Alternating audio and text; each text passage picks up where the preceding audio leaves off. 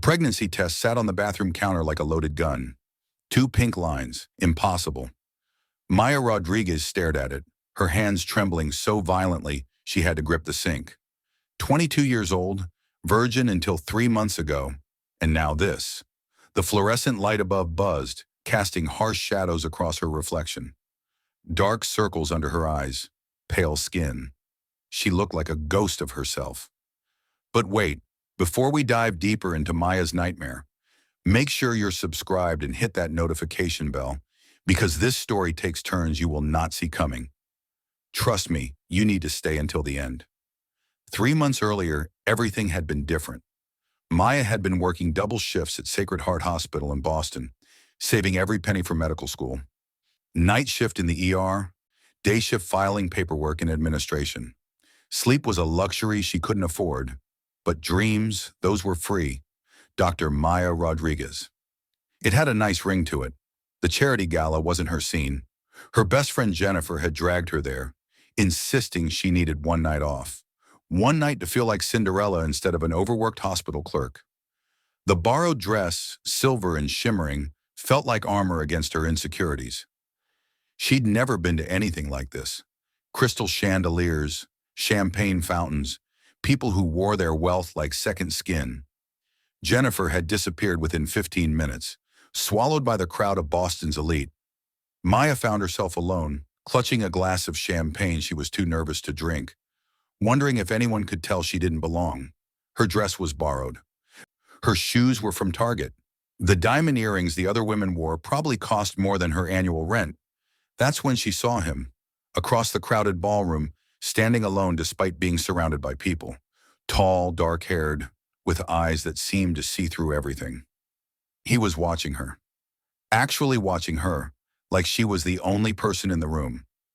Her heart had done something strange in her chest, a flutter she'd only read about in books. He moved through the crowd with purpose, his eyes never leaving hers. Maya's breath caught. Men like him didn't look at girls like her. Men like him had supermodels on speed dial, socialites who knew which fork to use, women who belonged in ballrooms wearing real diamonds. "You look lost," he'd said when he approached. His voice was deep, smooth like aged whiskey. Up close, he was devastating. Sharp jawline, expensive suit that probably cost more than her car, but it was his eyes that held her. Sad eyes, she'd thought. Rich and sad. "I am lost," she'd admitted. "This isn't really my world." "Mine either. Not anymore." He'd smiled then, and something shifted. "I'm Alexander." No last name. She liked that. Just Alexander, standing in a ballroom full of strangers, looking at her like she mattered. They'd moved to a quieter corner, away from the crowd. He'd grabbed 2 glasses of champagne from a passing waiter, handed her one. "What brings you here tonight?" he asked. "My friend. She works in PR, got tickets, insisted I needed to see how the other half lives." Maya took a sip of champagne. Bubbles tickled her nose. "You?" "Obligation. I sponsor this charity. They expect me to show up, shake hands, write checks." He loosened his tie slightly. "It's exhausting, pretending to care about small talk." "Then why do it?" "Because money comes with expectations. You can't just have wealth. You have to perform it." His eyes studied her face. "What do you do, Maya?" She told him her name without realizing it. "I work at Sacred Heart Hospital, filing mostly. Some ER shifts. I'm saving for medical school." "A doctor? That's ambitious." "It's necessary. I grew up with nothing. Medical school is my ticket out." She paused. "That probably sounds mercenary." "It sounds honest. I like honest." He moved closer. "Most people at these things lie about everything. Their happiness, their marriages, their success. It's all performance." They talked for hours, about books, about dreams, about the weight of expectations.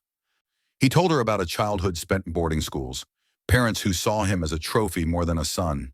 She told him about foster care, about learning to survive on her own, about the guidance counselor who'd believed in her when no one else did. "You're different," he'd said as the gala wound down. "You're real." Is that a good thing? It's everything. The kiss had been inevitable. Soft at first, then deeper, more urgent. Her first real kiss, though she didn't tell him that. His hand cupped her face, thumb stroking her cheek, and Maya felt like she was falling. No, flying. Something impossible was happening in her chest. "Come with me," he'd whispered against her lips. She should have said no, should have asked questions, demanded a last name, been rational. But his touch erased thought. His kisses made her forget every warning her brain was screaming.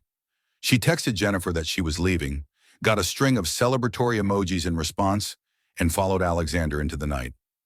His penthouse apartment overlooked the harbor, floor-to-ceiling windows reflecting the city lights. The space was enormous, minimalist, expensive in that way, where less is more. Maya stood in the living room, suddenly aware of how out of place she was. "Second thoughts?" Alexander asked, reading her hesitation. "Maybe third or fourth thoughts." She turned to face him. "I don't do this.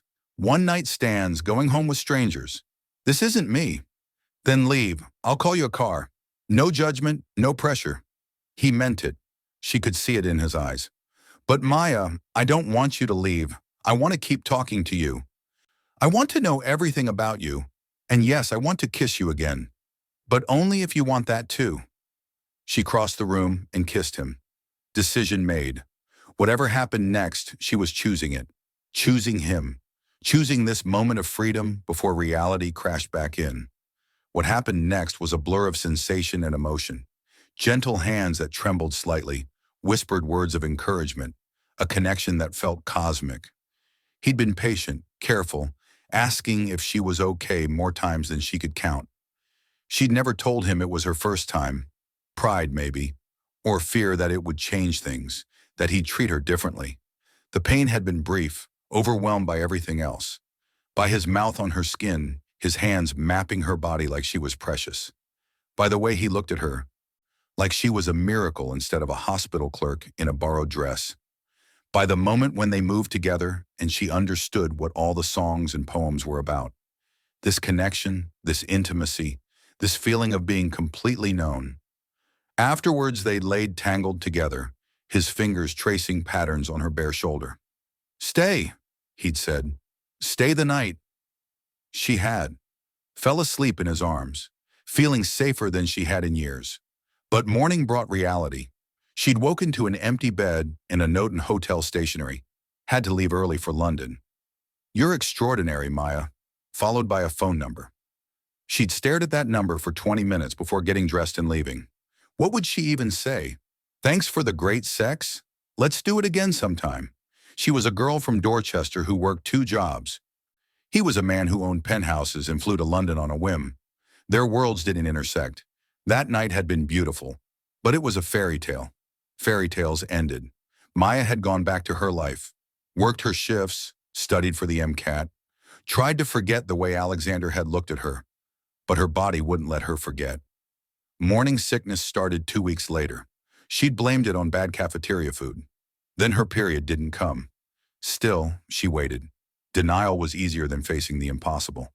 Now, 6 weeks after that magical night, she sat on her bathroom floor, staring at 3 positive pregnancy tests lined up like accusations. Her birth control had failed.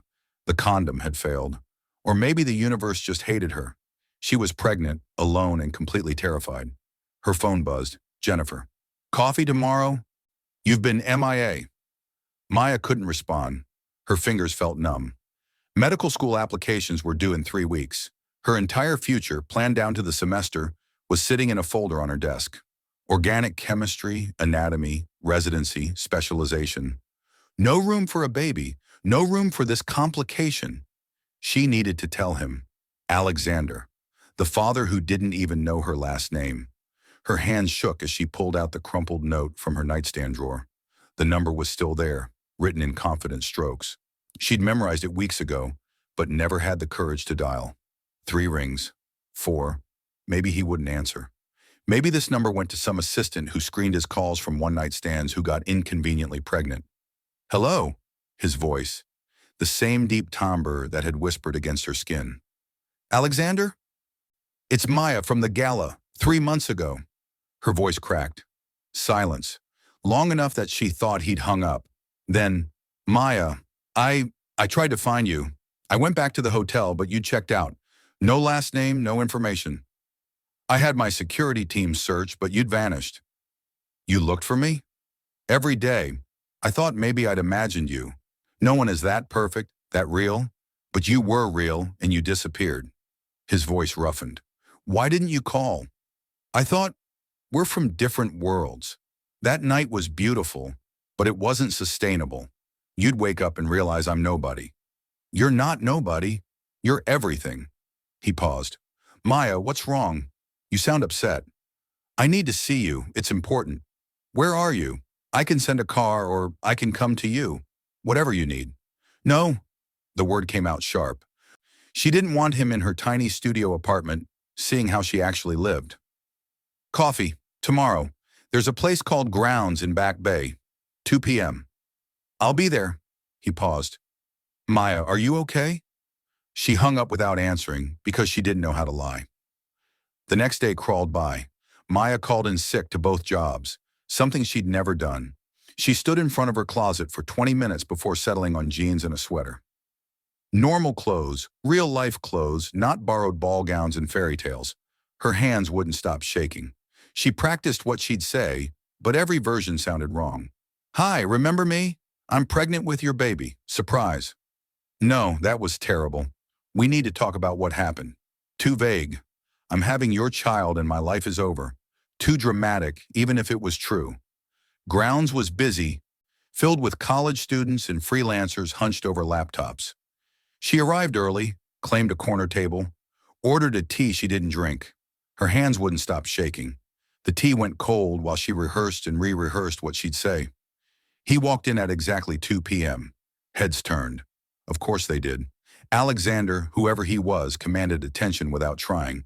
He dressed down, relatively speaking. Dark jeans, black sweater, but the watch on his wrist probably cost more than her annual salary.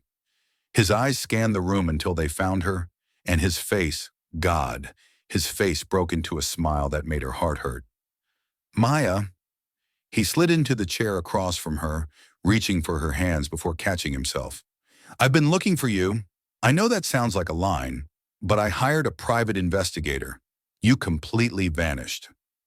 No social media, no digital footprint, nothing. You hired a what? She stared at him.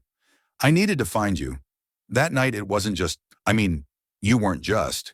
He ran a hand through his hair, suddenly looking younger, uncertain. I haven't been able to stop thinking about you. I've dated, tried to move on, but no one was you. No one made me feel what you made me feel. This was harder than she'd imagined. She prepared for coldness, for denial, for anger. Not this raw honesty, not him looking at her like she was still that girl in the silver dress, still someone worth chasing. Who are you? The question came out quietly. Your full name. He hesitated. Something flickered across his face. Fear, maybe. Alexander Kensington. The room tilted. Kensington. As in Kensington Technologies. As in the billionaire who'd revolutionized cloud computing before he was 30. As in Forbes 400. As in tech genius. As in completely out of her league. She'd slept with Alexander Kensington. She was pregnant with Alexander Kensington's baby. Oh, God! The words slipped out. That's why I didn't use my last name. I wanted one night where someone saw me, not my bank account or my company or my reputation. His eyes searched hers. What's wrong? Maya, you're shaking. I'm pregnant. The words hung between them like a detonation. His face went through a series of expressions too fast to catalog. Shock, disbelief, something that might have been hope, quickly buried under calculation. She watched him process, watched him think, watched him adjust to this new reality. You're certain? He finally asked. 3 tests, all positive. I'm on birth control, have been for years. We use protection. I watched you put on the condom. I don't understand how this happened, but it did. Her voice was steady now, numb. I'm not asking you for anything. I'm not trying to trap you or get money. I just thought you should know. You have a right to know. Not asking for anything. He leaned forward, intensity radiating from him. Maya, this is my child too. Is it? Because I don't know you. Not really. You don't know me. We had one night, one beautiful, impossible night, and now everything is ruined. Ruined? Your life isn't ruined. I was supposed to start medical school next year. I've been working toward this since I was 16. 2 jobs, night classes, volunteer hours, MCAT prep. Everything I've done for the last 6 years has been building toward becoming a doctor. Tears threatened, but she forced them back. She wouldn't cry. Not here. Not in front of him. I can't have a baby. I can't be a mother. I'm barely keeping myself afloat financially. I have $17 in my checking account until Friday. I live in a studio apartment that doesn't have heat half the time. What kind of life is that for a child? What are you saying? His voice went careful, controlled. I don't know what I'm saying. I don't know what I'm doing. I needed you to know. You deserve to know. What happens next? I haven't figured that out yet. Are you considering not keeping it? The question came out rough. I don't know. Maybe. I don't know anything right now except that I'm terrified. She finally met his eyes. This wasn't supposed to happen. I had a plan, a good plan. Medical school, residency, maybe meet someone when I'm 30 and established. Have kids at 35 after I've made something of myself. Not at 22 with no degree and no money. Plans change. Easy for you to say. You have money, you have options. What do I have? Me. The word came out fierce. You have me. For how long? Until this gets hard? Until the reality of a baby sets in and you realize this wasn't what you signed up for? Alexander stood abruptly, his chair scraping against the floor. For a moment, Maya thought he was leaving. Good. Better now than later. Better to know where she stood. But he didn't leave. He moved around the table, pulled out the chair next to her, and sat close enough that she could feel his warmth. Look at me. She didn't want to, but his hand gently turned her face toward his. I understand this is overwhelming. I understand your life is being turned upside down. But running away from me, from this, won't fix it. I'm not running. You are. You've already decided I'm going to abandon you. You've already written the ending where you're alone and struggling. But Maya, I'm here. I'm not going anywhere. She wanted to believe him. God, she wanted to believe him. But life had taught her better. People left. Parents died or drank themselves to death. Foster families sent you back when you became inconvenient. Even Jennifer, her best friend, had found a serious boyfriend 6 months ago and barely had time for coffee anymore. Everyone left eventually. How far along are you? He asked when she didn't respond. 6 weeks, maybe 7. I have an appointment next week to confirm, do an ultrasound, all that. I want to come with you. Why? The question burst out. Why do you care? You're a billionaire. You probably have a dozen kids scattered around from casual hookups. His face hardened, jaw clenching. You don't know me, Maya. You're right about that. But let me be very clear. I have no children. I've never wanted children because I've never met anyone who made me want to risk it. My parents, they were toxic. Their marriage destroyed them both, nearly destroyed me in the crossfire. I swore I'd never bring a child into a world where they might experience what I did, where they might be used as a weapon, as leverage, as anything except what they should be, loved. Then why are you here? Her voice went quiet. If you never wanted kids, why aren't you running? Because that night with you was the first time in 10 years I felt anything real. Because when you disappeared, I couldn't breathe right for weeks. Because this baby, our baby, it changes everything I thought I knew about myself. He reached across the table, his hand covering hers. Large, warm, solid. I'm terrified, Maya. I have no idea how to be a father, but I think I'm happy. Is that insane? Happy. The word felt obscene. She pulled her hand away, stood up, needed space to breathe. You don't get to be happy.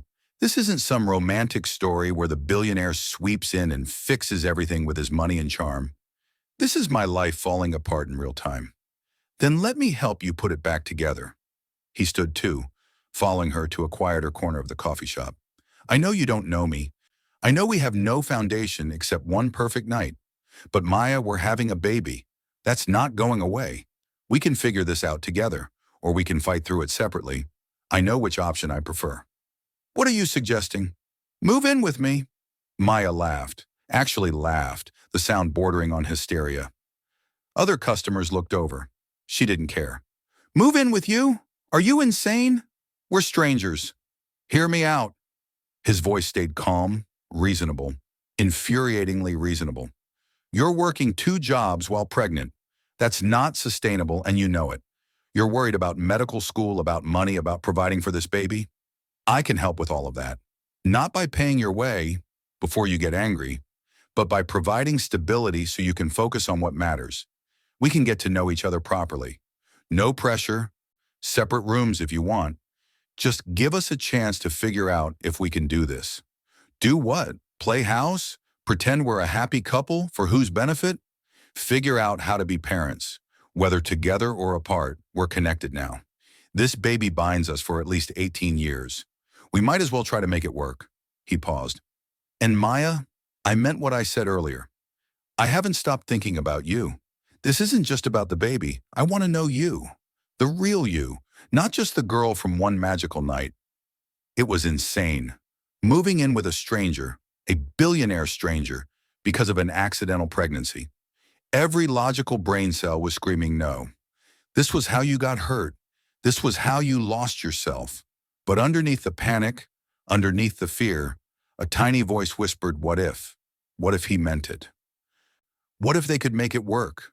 What if she didn't have to do this alone? I need time to think. Take all the time you need. But Maya, please come to the appointment next week. Let me be there for that at least. After that, if you never want to see me again, I'll respect that. But give me a chance to show up. She nodded, not trusting her voice. Can I have your number? Your real number? He pulled out his phone.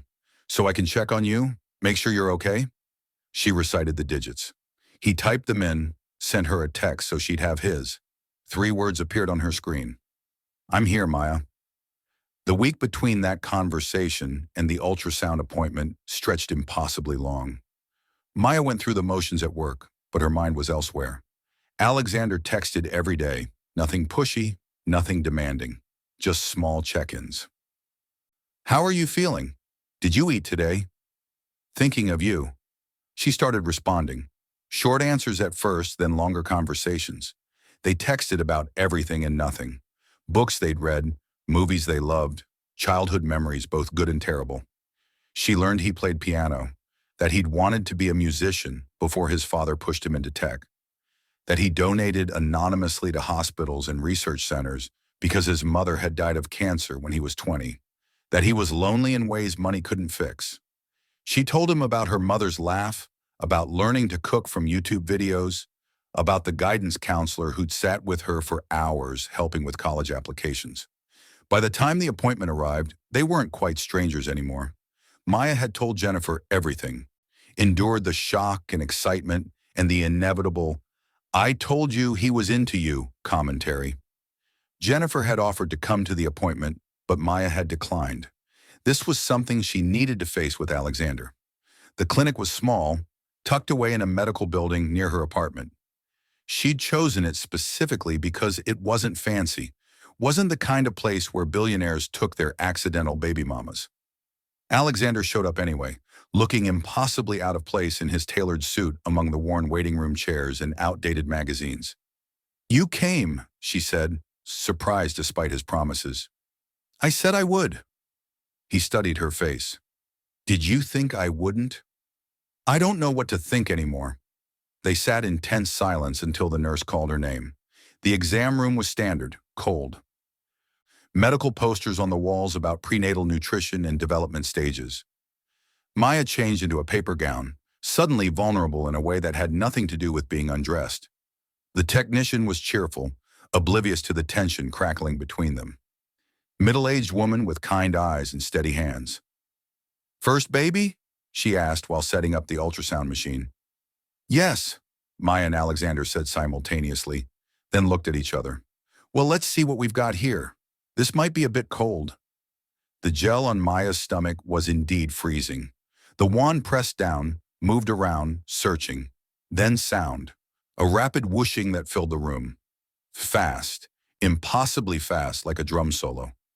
There's your baby's heartbeat, strong and healthy, measuring about 7 weeks along, which matches your dates. The technician moved the wand, clicked buttons on the machine. And look, there's... Oh, her voice changed. Oh my! What? Maya's voice went sharp. What's wrong? Nothing's wrong. It's just, you're having twins. See here and here. 2 distinct heartbeats. 2 little beans. The room spun. Twins. Not 1 baby, but 2. 2 babies she'd never planned for, never prepared for. 2 lives depending on her when she could barely take care of herself. Maya couldn't breathe, couldn't think, couldn't process this new impossible reality. Alexander's hand found hers. She didn't pull away this time. She couldn't.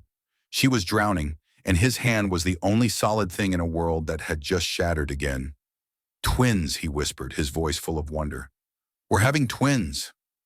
The technician kept talking, pointing out tiny flickering hearts on the screen, measuring crown to rump lengths, estimating due dates. Mid-June, she said. Summer babies. Maya heard none of it. Her eyes were locked on the screen, on 2 small shapes that would become her children. Children she'd never planned for. Children she didn't know how to want. Would you like pictures? The technician asked.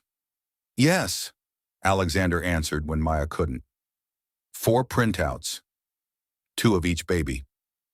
The technician handed them over with a smile, gave Maya pamphlets about twin pregnancies, scheduled a follow-up for 4 weeks. Maya got dressed in a fog, barely aware of her own movements. Outside the clinic, the November air hit her face like a slap. She finally broke. Tears she'd been holding back for a week, maybe longer, poured out. Alexander pulled her against his chest, his expensive coat absorbing her sobs.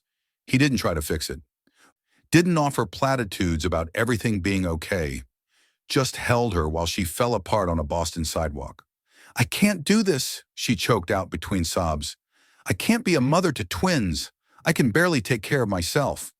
How am I supposed to take care of 2 babies? How do I feed them? Clothe them? Give them any kind of decent life? You won't do it alone? His arms tightened around her. Maya, listen to me. You're stronger than you think. You've survived things that would have broken most people. You will figure this out. We will figure this out. You don't know me well enough to say that. Then let me get to know you. Move in with me. Please, let me help. Let me be there. He pulled back enough to look at her face, his thumb wiping away tears. I meant what I said about separate rooms, no pressure. You can have your own space. But Maya, you're working yourself to death for minimum wage. That's not sustainable, especially not with twins. Let me give you room to breathe, to think, to figure out what you want without drowning in bills. Maybe it was the shock, maybe it was exhaustion, maybe it was the way he held her, like she was precious instead of broken. Maybe it was the ultrasound pictures in her purse, proof that this was real and happening whether she was ready or not. But she heard herself say, okay, I'll move in, temporarily, until I figure things out. She looked up at him. But I'm keeping my day job. I need my own money. And if this doesn't work, if it gets weird or uncomfortable, I'm gone. No arguments. Deal. Relief flooded his face. When? This weekend? I don't have much stuff. The lease on my apartment is month to month. This weekend is perfect. I'll send movers, or I can help. Whatever you need. She almost laughed. Alexander Kensington carrying boxes up 4 flights of stairs to her walk-up apartment. That would be something. Let's start with you seeing where I actually live. You might change your mind about all this when you see my neighborhood. I won't. His certainty should have been annoying. Instead, it was oddly comforting. Moving day was surreal. Alexander did show up to help, though he'd also sent 2 professional movers who handled the heavy stuff. Her entire life fit into a dozen boxes and 2 suitcases. Books mostly, clothes, the cheap kitchen, supplies she'd accumulated. Looking at it all packed up, Maya felt the weight of how little she had, how little she'd built in 22 years. This is it? Alexander asked, not judgmentally, just curious. I travel light. Foster care teaches you not to get attached to stuff. She taped up the last box. When you're moved around every few months, you learn to keep only what matters. His jaw tightened. You won't have to move again. Not unless you want to. The penthouse looked even more intimidating in daylight. Huge windows flooding the space with light, making the expensive furniture gleam. Maya's Target dishes and threadbare blankets looked pathetic next to his designer everything, but Alexander seemed genuinely happy to have her things mixed with his. Your room. He opened a door to a massive bedroom. King bed, private bathroom, a walk-in closet bigger than her entire previous apartment. Or there's also the master suite if you prefer. It's got a better view. This is perfect. More than perfect. Too much. Alexander, I can't pay you rent. Not for something like this. I'm not asking you to. Maya, money means nothing to me. I have more than I could spend in 10 lifetimes. But what I don't have is family. I don't have someone to come home to. You're giving me that. That's worth more than any rent. She wanted to argue, but she was too tired. The move, the pregnancy, the emotional upheaval, it was all catching up. I need to lie down. Of course. I'll be in my office if you need anything. There's food in the kitchen. Help yourself to whatever you want. The Wi-Fi password is on the fridge. She fell asleep within minutes of lying down, surrounded by expensive sheets that smelled like lavender, and didn't wake up for 12 hours. Living with Alexander was strange at first. They circled each other like polite strangers, overly careful not to intrude. He worked from home most days, his home office a war room of monitors and conference calls. She kept her job at the hospital, worked her shifts, came home exhausted. But slowly, gradually, they fell into a rhythm. Coffee together in the mornings became a ritual. Him asking how she felt, her deflecting with sarcasm until she actually started answering honestly. Yes, she was nauseous. Yes, her back hurt. Yes, she was terrified. He listened without trying to fix everything, just offering presence. Dinners started happening. He either cooked badly, experimenting with recipes that sometimes turned out edible, or had food delivered from restaurants with names she couldn't pronounce. They ate together, talked about their days, slowly peeling back layers. Tell me about your parents, she said one night over Thai takeout. Alexander's fork paused halfway to his mouth. You sure you want to hear this? I want to know you, real you, not billionaire you. He set down his fork. My parents married young. Mistake number one. My mother came from old money. My father was nouveau riche from tech investments. They never fit. She wanted social prestige, he wanted innovation. I was born as a last-ditch effort to save the marriage. Obviously, that didn't work. How old were you when they divorced? 8. But they'd been at war long before that. I was their weapon of choice. She'd tell me Dad didn't love us, that he cared more about work. He'd tell me Mom was shallow and manipulative. Neither was completely wrong, neither was completely right. The custody battle lasted 3 years. 3 years of lawyers and psychologists and me being asked which parent I loved more. That's horrible. It made me who I am. Successful, yeah, but also broken in ways money can't fix. I don't trust easily. I don't let people in. That night we met, you got past every defense I've built because you didn't want anything from me. You just wanted to talk. He looked at her. Tell me about your mom. Maya traced the rim of her water glass. She was beautiful, had this laugh that made everyone around her happy. She worked as a waitress, double shifts to keep us afloat. Dad left when I was 3, just disappeared one day. Mom never talked badly about him, just said some people aren't built for staying. How did she die? Car accident. Drunk driver ran a red light. She was on her way home from her shift. I was 12, staying with a neighbor because Mom worked late. Police showed up instead of her. The memory still hurt 11 years later. I went into foster care 2 days later. Dad couldn't be found. No other family. I bounced around 6 different homes over 4 years. I'm sorry. Don't be. It made me tough. Made me independent. I learned to rely on myself because no one else was reliable. She met his eyes. That's why this is hard. Accepting help, depending on you, it goes against everything I've trained myself to do. I get that, but Maya, depending on someone doesn't make you weak. It makes you human. They talked until midnight, real conversation, the kind that strips away pretense. She told him about the foster father who'd stolen her savings, about the social worker who'd fought to get it back. He told her about the boarding school where he'd been bullied, about the teacher who'd taught him piano as escape. They were both damaged, both survivors, both trying to figure out how to build something good from broken pieces. Weeks turned into months. Maya's body changed, her stomach rounding. At 12 weeks, the morning sickness finally eased. At 16 weeks, she felt the first flutter of movement. Alexander was working in his office when she knocked on the door. "Are you busy?" He looked up from 3 monitors of spreadsheets. "Never too busy for you. What's up?" I think I felt them move. The babies." His face transformed, joy pure and unfiltered. "Can I?" His hand hovered over her stomach. She took his hand, pressed it where she'd felt the flutter. They waited. Nothing. Then, a distinct movement, like bubbles popping under the surface. "Did you feel that?" she whispered. "I felt it." His voice was thick with emotion. "They're real. I mean, I knew they were real, but feeling it, that's different." They stood like that, his hand on her stomach, waiting for more movement. Maya watched his face, saw wonder replace the careful control he usually wore. This was real, not just an accidental pregnancy or a temporary living arrangement. Real people growing inside her, real futures being built, real love developing between 2 people who'd started as strangers. "Alexander," her voice shook. He looked up at her. "Yeah? I'm still scared." "Me too. But I think maybe I'm also a little bit happy." He smiled and it reached his eyes. "Yeah? Yeah."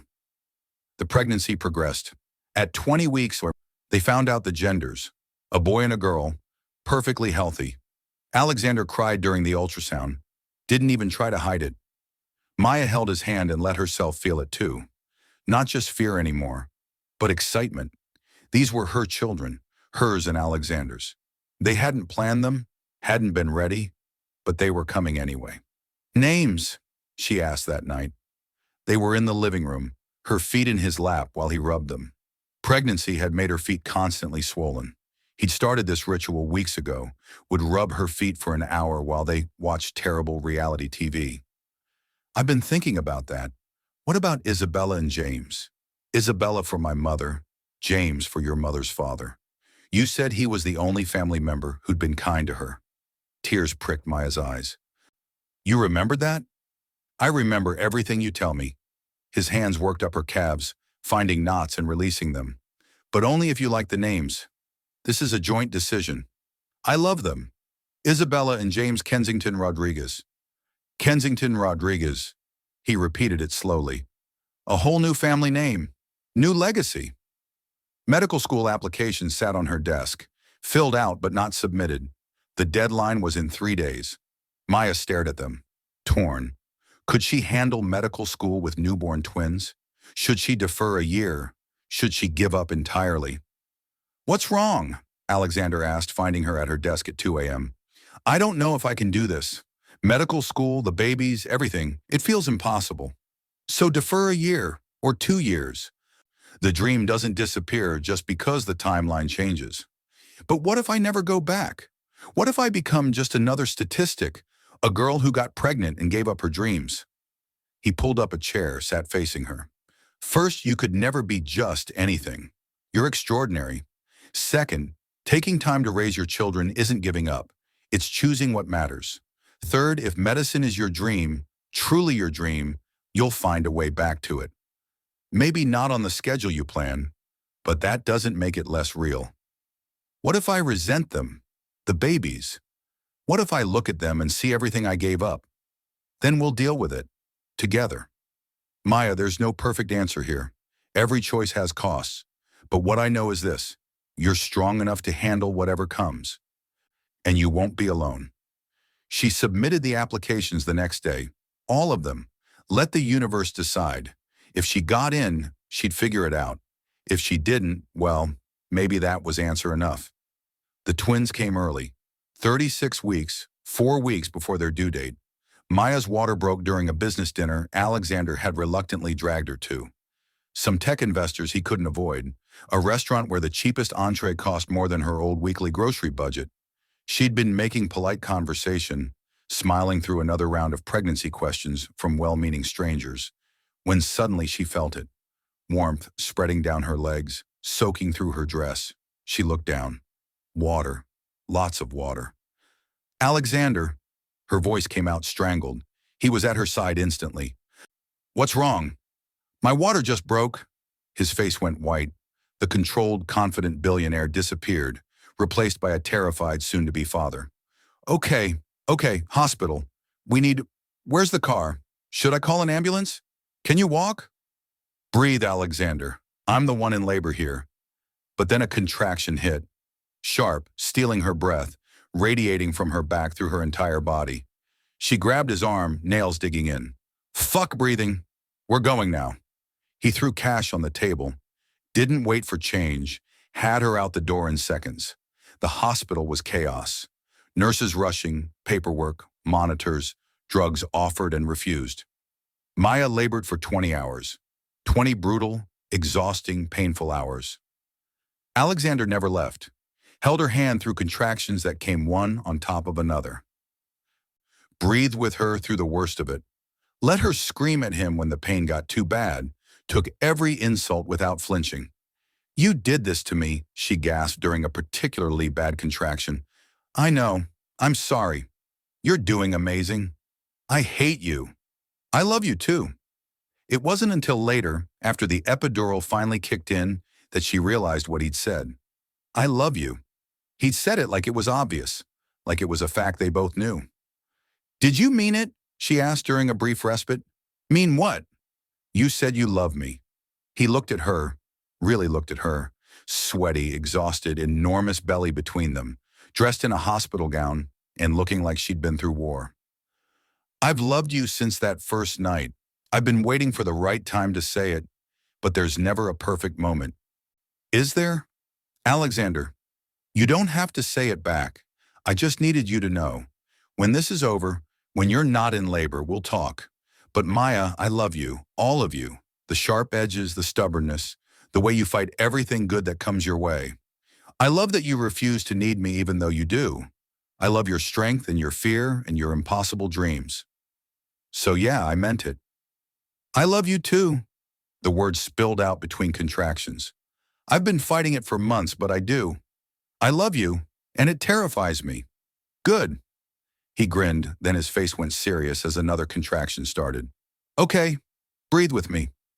Push. 20 minutes of pushing, that felt like hours.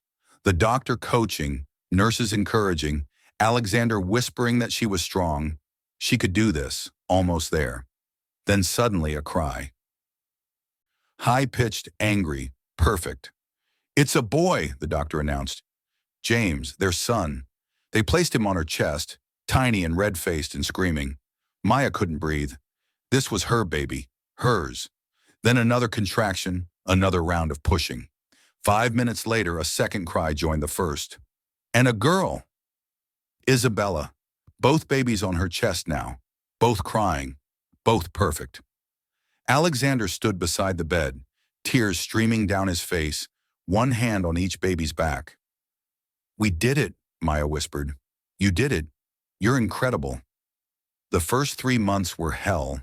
Twins meant double everything. Double feedings every 3 hours, double diapers, double crying. Maya lived in a fog of exhaustion, barely sleeping, barely eating, running on adrenaline and determination. Alexander hired a night nurse over her protest, but even with help, it was overwhelming. Medical school acceptance letters came. Harvard, Yale, Stanford. She'd gotten into all of them. The news should have been exciting.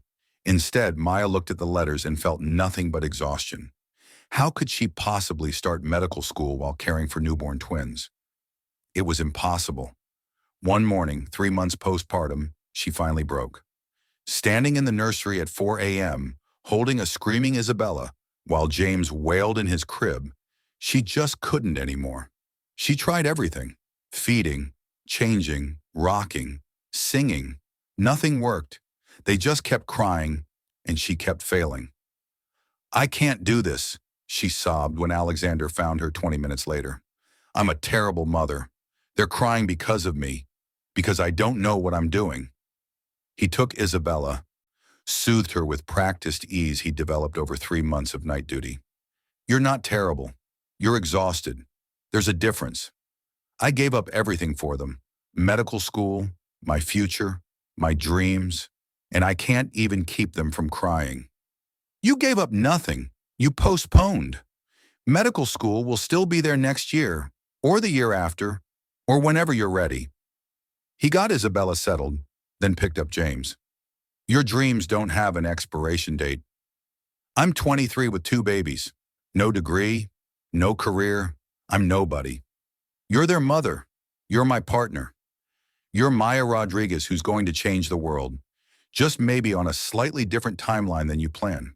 You don't understand. You have your company, your success. What do I have? Then let me help you understand something. He set James in his crib, both babies finally quiet, and crossed to her. I built Kensington Technologies by the time I was 27. I've made billions. I've been on magazine covers and keynote stages. And you know what? None of it mattered. None of it made me happy. I was successful and empty and lonely. Alexander, let me finish. Then you came along. You who didn't care about my money or my company. You who challenged me and argued with me and saw me as a person instead of a bank account. You gave me Isabella and James. You gave me a family. You gave me a reason to come home instead of working until 3 a.m. because I had nothing better to do. So when you ask what you have, the answer is everything. You have everything that matters. She cried then, really cried, for the first time since the babies were born, for the dreams deferred, for the exhaustion, for the fear that she was losing herself. He held her, let her soak his shirt with tears, didn't try to fix what couldn't be fixed with words. I'm so tired, she whispered. I know. Let's get the night nurse to come early today. You need sleep. Real sleep, not the 3-hour chunks you've been surviving on. I can't ask her to do that. You're not asking, I'm telling. Maya, you're running on empty. Let me help. Please. She was too tired to argue. The night nurse, Carol, arrived within an hour, took over with the twins, while Alexander basically carried Maya to bed. She fell asleep still wearing yesterday's clothes and didn't wake up for 14 hours straight. When she finally emerged, it was late afternoon the next day. She felt human again. Rested. Clear-headed. Alexander was in the living room, both babies sleeping on his chest, a sight that made her heart clench. They're perfect when they sleep, she said softly. They're perfect when they're awake too. They just express it loudly. He shifted carefully, managing not to wake them. How are you feeling? Better. Less like a zombie. She sat beside him. I'm sorry about last night. The breakdown. Don't apologize. You were at your breaking point. That's not weakness. That's being human. They sat in comfortable silence, watching their children sleep. Isabella had Alexander's nose. James had Maya's eyes. Perfect combinations of both of them. These 2 tiny humans they'd created accidentally and learned to love deliberately. I'm going to defer medical school, Maya said. Defer, not give up. I'll apply again next year. Maybe even the year after. But right now, they need me here. And honestly, I need to be here too. Whatever you decide, I support you. What about us? The question came out quietly. We've been living together for almost a year, co-parenting, building this life, but we've never actually talked about what we are. What do you want us to be? I don't know. I love you. I know that much. But marriage, official commitment, that scares me. Why? Because everyone I've ever loved has left. My dad, my mom, even though that wasn't her choice. Every foster family that decided I was too much trouble. What if you wake up one day and realize this wasn't what you signed up for? That I'm not worth the complication? Alexander shifted, carefully moving babies to their nearby bassinets. Then he crossed back to Maya, pulling something from his pocket. A small box. Her heart stopped. I've had this for 2 months. Been waiting for the right moment, but I'm done waiting. He opened the box. Inside was a ring. Simple, elegant, a diamond that caught the light. Marry me. Not because of the babies, although they're amazing. Not because it makes sense, although it does. But because I love you. Because I want to spend my life with you. Because you're it for me. Maya Rodriguez, you're everything. She should have said no. Should have been cautious. Protected her heart. Waited until she was sure.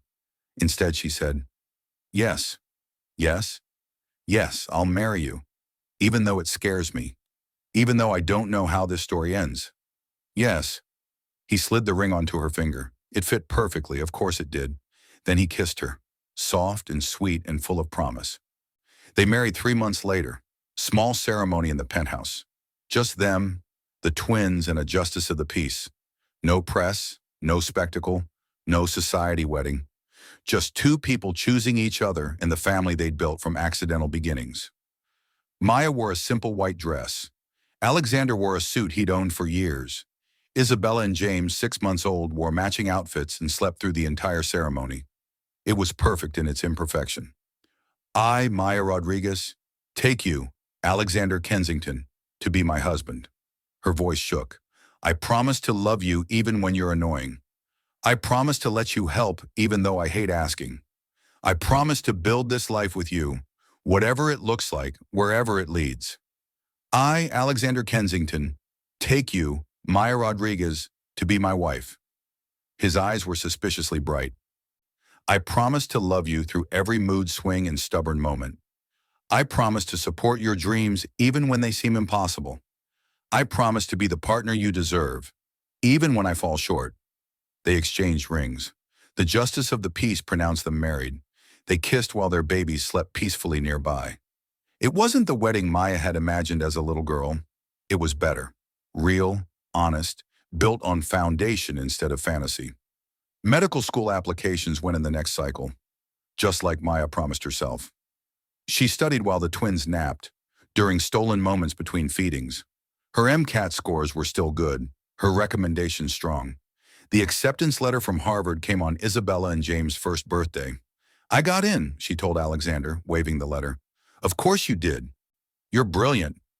He picked up both toddlers, now walking and getting into everything. Hear that, kids? Mom's going to be a doctor. It's 4 years of medical school, then residency. We're talking at least 7 years before I'm actually practicing. So, we'll figure it out. We always do. And they did. It wasn't easy. Nothing about their life was easy. Maya started medical school when the twins were 18 months old.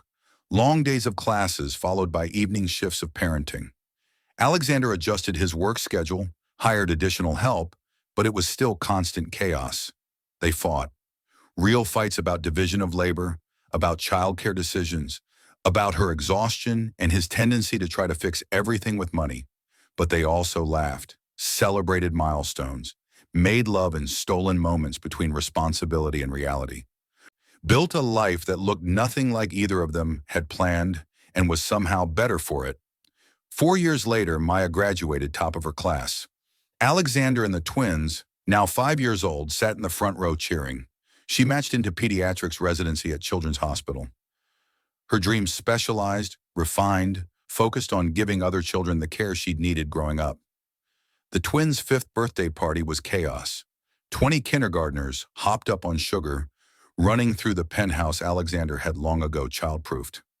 Maya watched from the kitchen, 7 months pregnant with their 3rd child, a surprise baby they'd actually planned this time.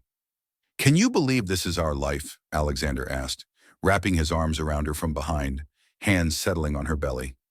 Sometimes no, but mostly yes. She leaned back against him. We've come a long way from that first pregnancy test.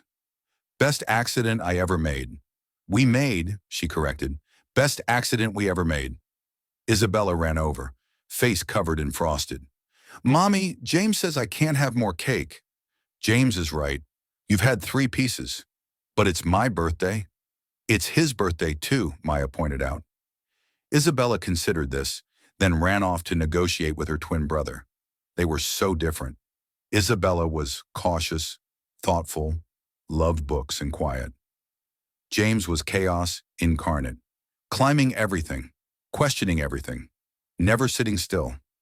But they were inseparable, protective of each other in that way only twins understood. Do you ever regret it? Alexander asked quietly. The medical school timeline getting pushed back? Residency with young kids? All of it? Maya thought about it. Really thought. The struggles, the exhaustion, the sacrifices, but also the love, the family, the life they'd built. Not for a second. This isn't the life I planned, but it's better, more real. Even on the hard days? Especially on the hard days. Those are the ones that matter most. Their third baby, a girl they named Sophia, arrived 2 months later. Labor was faster this time, only 8 hours. Alexander held her hand through all of it, whispering encouragement, being the partner he'd learned to be over 6 years of marriage. The twins met their baby sister with a mix of fascination and jealousy. Isabella wanted to hold her constantly. James was suspicious of this tiny creature who'd invaded their world. But slowly, they adjusted, became a family of 5 instead of 4. Maya finished her residency when Sophia was 3. 12 years after that first pregnancy test, she finally hung her shingle. Dr. Maya Kensington Rodriguez, pediatrician, the girl from foster care, the teen mom, the woman who'd done it all backwards and sideways. She'd made it. Her first patient was a teenage girl, pregnant, scared, alone. Maya recognized herself in those frightened eyes. "Tell me what you need," she said gently. The girl burst into tears. "I don't know. I'm only 17. I had plans. College, future, everything. And now this. Plans change. That doesn't mean they disappear." Maya pulled out the ultrasound pictures she still kept in her wallet. 3 kids taken years apart. "See these? That's my story. Accidental pregnancy at 22. Twins, no degree, no money, no idea what I was doing. And somehow I'm here. Doctor, mother, wife. It wasn't the path I planned, but it's mine." "How did you do it?" "I stopped fighting what was happening and started working with it. I let people help even though I hated it. I adjusted my timeline instead of abandoning my dreams. And I chose to see my children as blessings instead of obstacles, even on days when it didn't feel true." She met the girl's eyes. "You have options, real options. Let me help you figure out what those are." The girl wiped her eyes. "My boyfriend left when I told him, said it wasn't his problem. Then he's shown you who he is. Believe him. But that doesn't define your future. You define your future." Maya handed her tissues. "First things first, let's get you prenatal care. Make sure you and the baby are healthy. Then we'll talk about resources, support systems, what you need to finish school. Sound good?" The girl nodded, something like hope flickering across her face. "Thank you." After she left, Maya sat in her office, surrounded by diplomas and certifications that had taken over a decade to earn. The journey from scared pregnant girl to this moment had been brutal, but it had also been worth it. Every sleepless night, every sacrifice, every moment of doubt had led here, to being able to help other girls who were where she'd once been. Alexander texted, "How's the first day going, Dr. Rodriguez?" She smiled at her phone. "Perfect. Exhausting, but perfect." His response was immediate. "Dinner tonight? Celebrate your first day? The twins have soccer practice until 6, and Sophia has ballet until 5:30. So 7 p.m. then. I'll cook." "You can't cook. I'll order from that Italian place you love and pretend I cooked." "Deal. I love you. Love you too, Doc." Maya leaned back in her chair, looking around her office. Photos of her children on the desk, her medical degree framed on the wall, Alexander's terrible drawings from the twins mixed with Sophia's finger paintings. This was her life. Messy, complicated, nothing like she'd planned. Her phone buzzed again, this time a photo. Alexander had sent a picture of all 3 kids covered in paint, grinning at the camera. The text read, "Craft time went well." She laughed out loud. Their penthouse was probably destroyed. She didn't care. This chaos, this beautiful mess, was everything. 10 years after that first pregnancy test, Maya stood in front of a medical conference, giving a talk on supporting pregnant teens through medical school and career development. The audience was hundreds strong, mostly medical students and residents. She clicked to the first slide, a picture of herself at 22, pregnant and terrified. This is me, 10 years ago, 22 years old, pregnant with twins I hadn't planned for, working two minimum wage jobs, with medical school applications sitting on my desk and no idea how I'd ever submit them. She paused, let the image sink in. Statistics said I shouldn't be here. Young mother, no support system, no money. I should have dropped out, given up, become another cautionary tale. But I didn't. And I want to tell you how. She walked them through it. The fear, the shame, the overwhelming impossibility of it all. Meeting Alexander, though she didn't use his name, just called him her partner. The decision to accept help instead of drowning in pride. The choice to defer rather than abandon her dreams. The brutal years of medical school with toddlers, residency with elementary schoolers, building a career while building a family. The key wasn't doing it all perfectly. The key was adjusting the timeline and refusing to see my children as obstacles. Another slide, this one of her graduation. I graduated 4 years later than planned. My residency was part-time instead of full-time, which added 2 extra years. I didn't become an attending physician until I was 33, a full 7 years behind my original plan. But I made it. A hand went up. Young woman, maybe 25, looking nervous. What about the guilt? I'm in my 2nd year of medical school with a 1-year-old, and I feel guilty constantly. Guilty when I'm at the hospital missing her bedtime. Guilty when I'm home studying instead of playing with her. How do you deal with that? Honestly, you don't, not completely. The guilt is there. What helped me was reframing it. Instead of feeling guilty about missing bedtime, I reminded myself I was modeling perseverance for my children. Instead of guilt about studying while they played, I remembered I was showing them that dreams don't have expiration dates. And on the really hard days when the guilt threatened to drown me, I let myself feel it, acknowledged it, then moved forward anyway. Another hand. What about your partner? How did you manage the relationship stress? Maya smiled.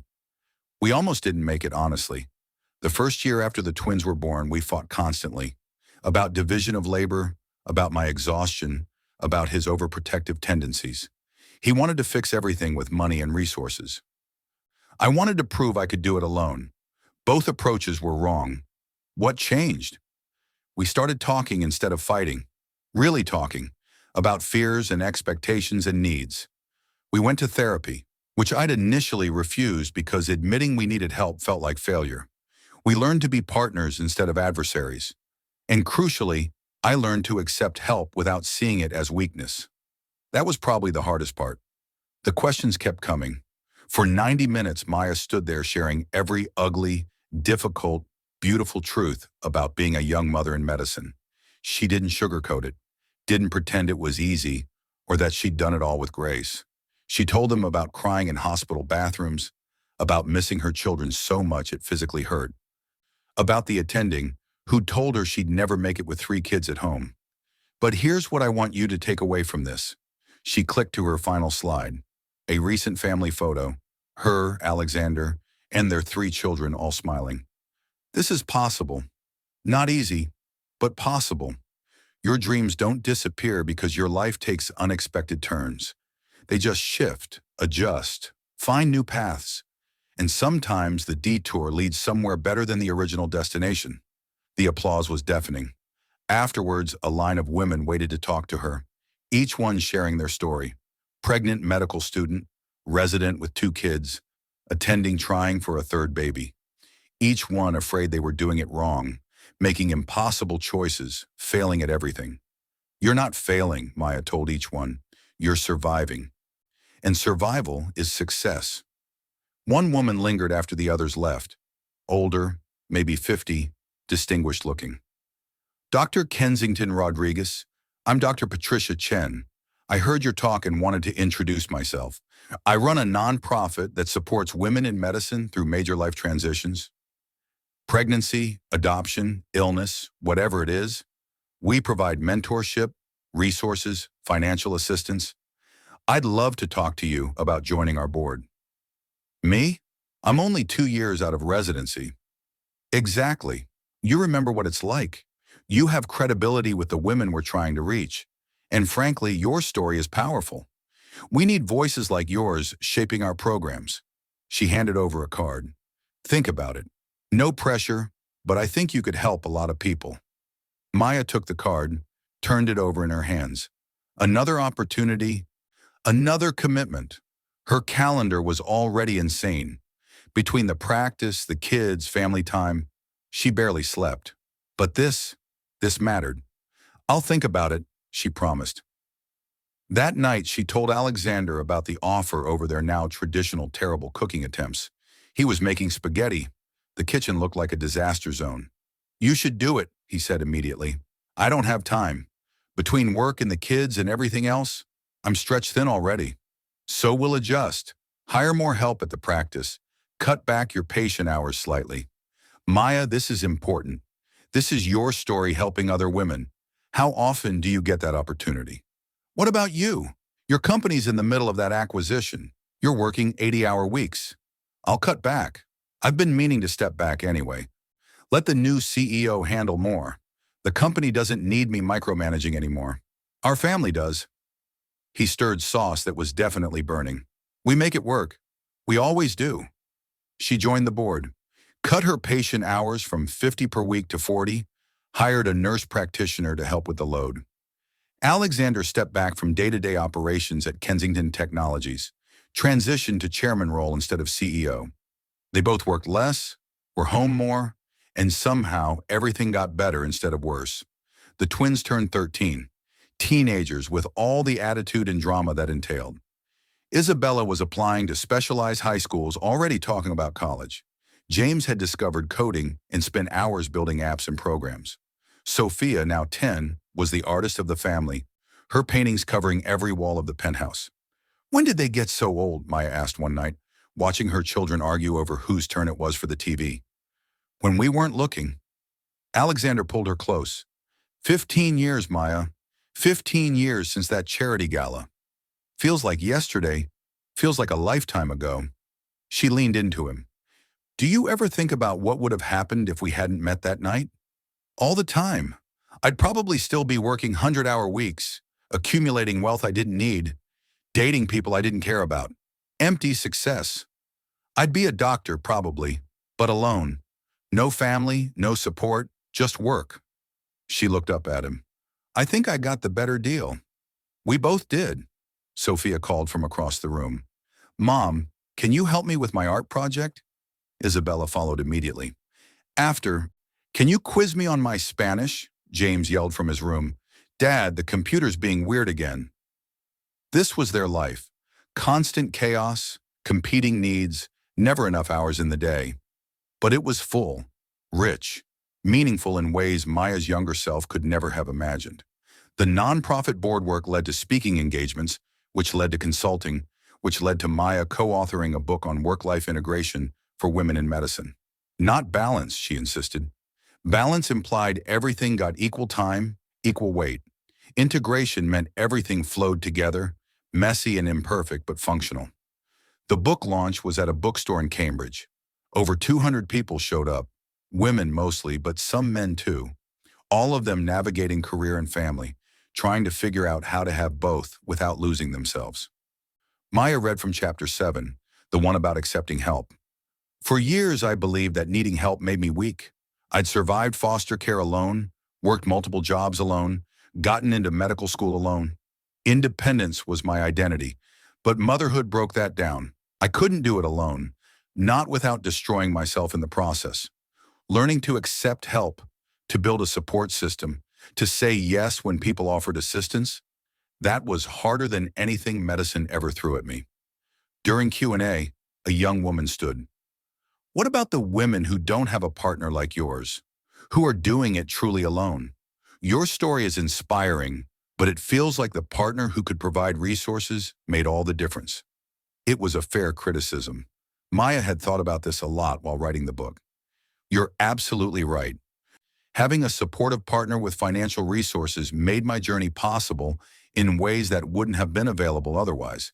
But here's what I want to emphasize. The resources helped, yes, but what actually made the difference was the support system. My partner provided that, but support systems can come from many places. Community programs, family, friends, institutional support from hospitals and schools. The book has an entire appendix of resources for women without financial flexibility or partner support. Because yes, I had advantages, but the core principles, adjusting timelines, refusing to see children as obstacles, building community, those apply regardless of financial situation. Another woman stood. I'm a single mother finishing my medical residency. No family support, no partner, barely scraping by financially. Your story feels impossible for someone like me. Maya climbed down from the podium, walked over to the woman. What's your name? Jennifer. Not your best friend Jennifer. Different person. Nervous laugh. Hi, Jennifer. Tell me your story. I got pregnant my first year of residency. Father wanted nothing to do with it. My family disowned me for having a baby outside marriage. I almost quit, but my program director helped me switch to a part-time track. I've been doing this for 6 years, 3 more to go. My daughter's 5. I see her maybe 2 hours a day. I'm drowning in debt, and I'm so tired I can barely remember my own name most days. But you're still here, still going. That's not nothing, Jennifer. It doesn't feel like enough. It's everything. You're showing your daughter that you don't give up. You're building a future for both of you. And yes, it's brutally hard. Harder than what I went through because you're doing it alone. But you're not failing. You're succeeding in the hardest possible way. Maya pulled out her phone. Give me your email. I'm connecting you with a nonprofit I work with. They have emergency financial assistance, childcare support, mentorship programs. Let us help. Jennifer's eyes filled with tears. Why would you help me? You don't know me. Because 15 years ago, I was you. Terrified, exhausted, convinced I was failing at everything. Someone helped me. I'm paying it forward. After the event, Alexander found Maya in the bookstore's back office. You know you just promised to personally help that woman. I know. You're already stretched thin. I know that too. But Alexander, she's doing it alone. Truly alone. If we can make it even slightly easier, we have to try. He kissed her forehead. This is why I love you. 15 years later, you're still the woman who fights for the underdog. Fights for women who were me. There's a difference. Jennifer became a mentee, then a friend. Maya helped her apply for grants, connected her with affordable childcare, brought her into the support network Maya had spent years building. It wasn't fixing everything, but it helped, made the impossible slightly less impossible. 2 years later, Jennifer finished her residency, started a practice, bought a small house for her and her daughter. Sent Maya a photo of them on move-in day, both grinning. The text read, "We made it. Thank you for believing in us." Maya showed Alexander the photo. This is what matters, not the book sales or speaking fees. This, helping one woman make it through. You've helped hundreds of women through the nonprofit. But I know Jennifer. I watched her struggle and survive. That's different. She saved the photo. This is why I became a doctor, not for prestige or money, to help people who need it most. The twins graduated high school. Isabella got into MIT, wanted to study biomedical engineering. James chose Caltech for computer science. Both leaving Boston, leaving home, starting their own lives. Maya cried for a week straight. They're supposed to leave, Alexander reminded her. We raised them to be independent. I know, doesn't make it easier. She stood in Isabella's empty room, soon to be stripped and repainted. They were tiny, fitting in my arms, both of them. How are they old enough for college? Time moves whether we're ready or not. He wrapped his arms around her. But we still have Sophia for 8 more years. And honestly, I'm looking forward to having more time with just you. We started as a couple for about 5 minutes before becoming parents. Maybe we can rediscover that. Rediscover what? We barely remember life before kids. Exactly. Adventure, spontaneity, sex in rooms other than our bedroom with the door locked. She laughed. Okay, that does sound nice. With the twins at college, life shifted again. Sophia got more attention, which she alternately loved and found annoying. Maya and Alexander traveled more, took weekend trips, remembered what it was like to be a couple. They went back to the hotel where they'd first met, retraced their steps from that magical night 15 years earlier. Think we'd still find each other? Maya asked, standing in the ballroom where they'd met. If we could do it over, knowing everything that would happen? Without question, every hard moment led us here. I wouldn't change any of it. Not even the 20 hours of labor? Okay, maybe that. But everything else. He pulled her close, started swaying to music only he could hear. Dance with me. There's no music. There was that night. You said you didn't dance, but you danced with me anyway. She remembered. The orchestra, the champagne, the way the world had narrowed to just the two of them. I was terrified. Me too. Terrified of how much I felt for you after one conversation.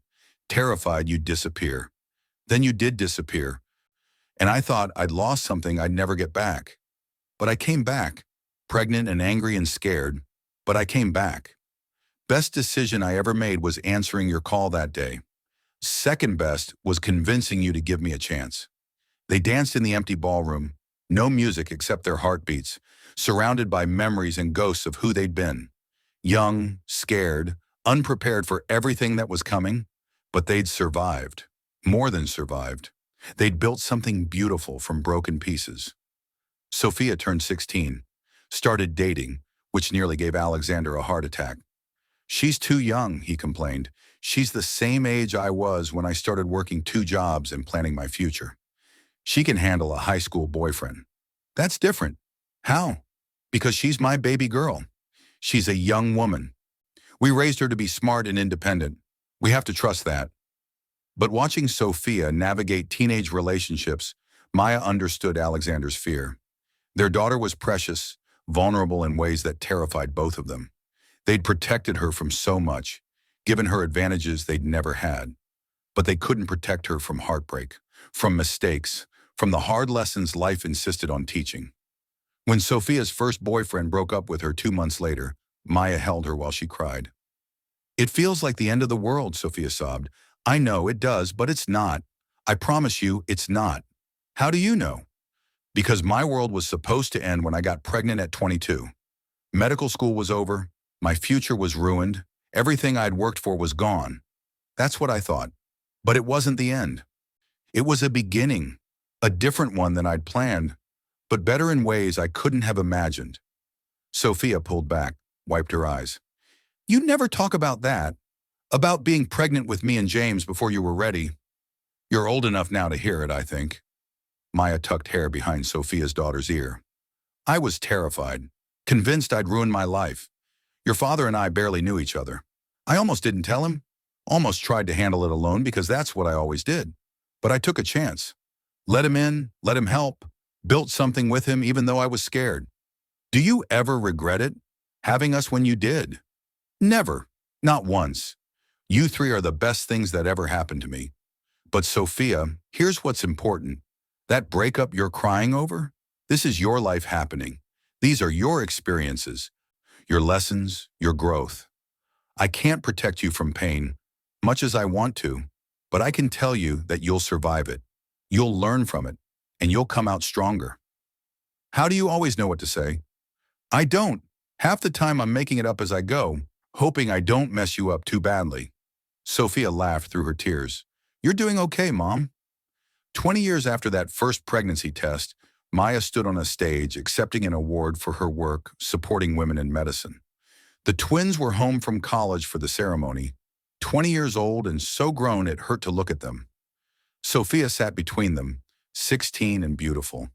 Alexander stood in the wings, watching with pride written across his face.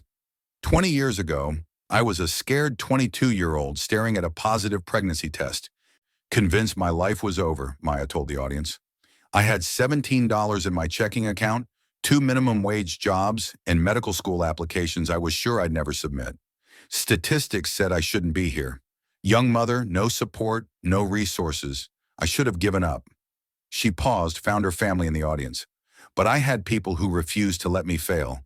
A partner who showed up every single day, even when I pushed him away. Mentors who believed in me when I didn't believe in myself. A community that caught me when I fell. And eventually I had 3 children who gave me reason to keep fighting, even on the days when I wanted to quit. This award isn't just mine. It belongs to every woman who's juggled career and family, who's been told she can't have both, who sacrificed and struggled and refused to give up. It belongs to the single mothers finishing residencies on 3 hours of sleep, to the medical students pumping breast milk between lectures, to the attendings missing bedtime because they're saving lives at the hospital. We're all doing impossible things every single day, and we're doing them together. The standing ovation lasted 5 minutes. Afterwards, women lined up to talk to her, each one sharing their story. Maya listened to every single one, gave out her email and phone number freely, promised support and connection and help. Because that's what you did. You survived, then you turned around and helped the next woman survive. At home that night, the whole family sprawled across the living room. Isabella was talking about her graduate school plans. James was showing Alexander some new app he'd developed. Sophia was designing the program for her school's art show. Chaos and noise and life happening all around. Alexander found Maya standing by the window, looking out over Boston Harbor. "You okay?" he asked quietly. "More than okay. Just thinking about how far we've come. From that first night to this. It's been quite a journey. Best one I ever took." He wrapped his arms around her waist. "Any regrets?" She thought about it. Really thought. The sacrifices, the struggles, the years of exhaustion, the dreams deferred and adjusted and rebuilt. But also the love, the family, the life they'd created from accidental beginnings. Not a single one.